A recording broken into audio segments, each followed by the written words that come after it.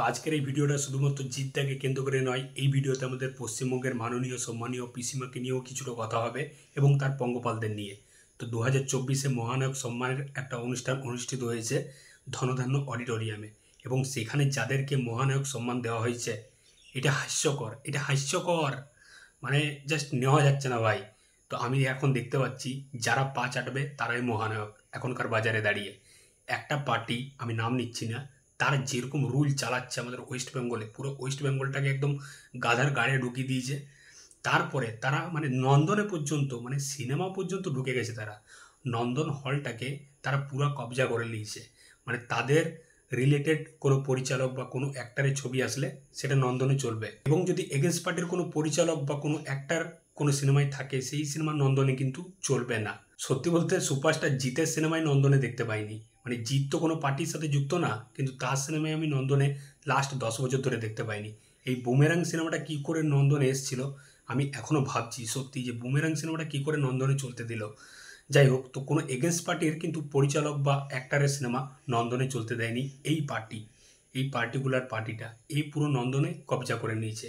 এছাড়াও দেবের প্রজাপতি সিনেমাটা নন্দনে চলতে দেয়নি, কারণ সেখানে মিঠুন চক্রবর্তী ছিল। মিঠুন চক্রবর্তী এগেন্স্ট পার্টির লোক, দেব কিন্তু এই পার্টিরই লোক, কিন্তু তা সত্ত্বেও সিনেমাটা চলতে দেয়নি।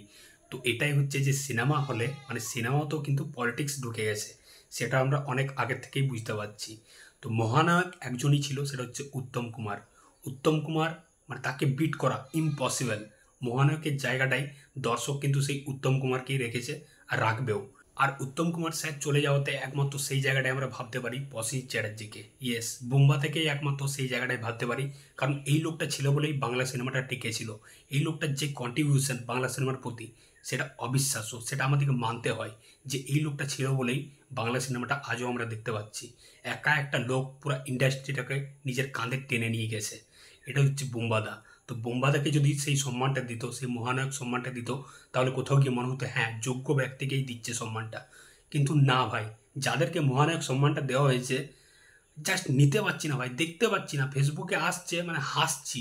নচিকেতা গায়ক নচিকেতাকে দেওয়া হয়েছে মহানায়ক সম্মান। মানে নচিকেতার ভাই আমি জন্ম থেকে কোনো সিনেমা দেখিনি, যাই হোক সে কিসের জন্য মহানায়ক সম্মান পেলো জানি না। আর নচিকেতা মানে সিপিএমের আমলে, যাই হোক নাম নিয়ে নিলাম, সিপিএমের আমলে যেরকম বাতেলা মারতো, মানে প্রত্যেকটা মানে ক্যারেক্টার, সেটা ডাক্তার হোক বা পলিটিশিয়ান হোক, তাদেরকে পোক করে এমন গান বানাতো, মানে তাকে মানুষ বিদ্রোহী কবি বলতো। কিন্তু সে এখন এমন পা চাটছে, মানে পা চেটে চেটে পরিষ্কার করে দিচ্ছে, আর এই পা চাটার জন্যই সে মহানায়ক সম্মানটা পেল। যাই হোক, নচিকেতাকে মহানায়ক সম্মান দেওয়া হয়েছে, এটা হাস্যকর। আরেকজনকে দেওয়া হয়েছে, সেটা হচ্ছে রচনা ব্যানার্জি, মানে যে গরুর রচনা লিখেছিল ভোটের টাইমে। যাই হোক, রচনা ব্যানার্জি মহানায়কের সম্মান পেল, ভাবা যায়। মানে তাকে হুগলিতে দাঁড় করিয়েছিল, হুগলিতে জিতেছিল, মানে আমাদের পিসিমাই দাঁড় করিয়েছিল তাকে, সে দাঁড়িয়েছিল বলেই তাকে মহানায়ক সম্মানটা দিল। তো ভাই যা খুশি তাই হচ্ছে, মানে উত্তম কুমার স্বর্গ থেকে দেখবে ভাই এসব কি চলছে ভাই, মানে আমার নামে কী সব করছিস তোরা। তো যাই হোক, আমরা আগের বছর দেখে নিয়েছিলাম যে প্রত্যেকটা পাঁচ আটা অ্যাক্টার বলবো না, পাতি অ্যাক্টার, তারা কীরকমভাবে মহানায়ক সম্মান নিয়ে বাড়ি চলে গেছিলো। সেটা সোহম, বনি, মিমি, নুসরত সবাই একটা করে পেয়েছিল ভাগে। আমাদের মাননীয় পিসিমা সে অনুষ্ঠান চলাকালীন একটা কথা বললো যে সবাইকে অ্যাওয়ার্ড দেওয়া হয়েছে আর মনে হয় না কেউ বাকি আছে।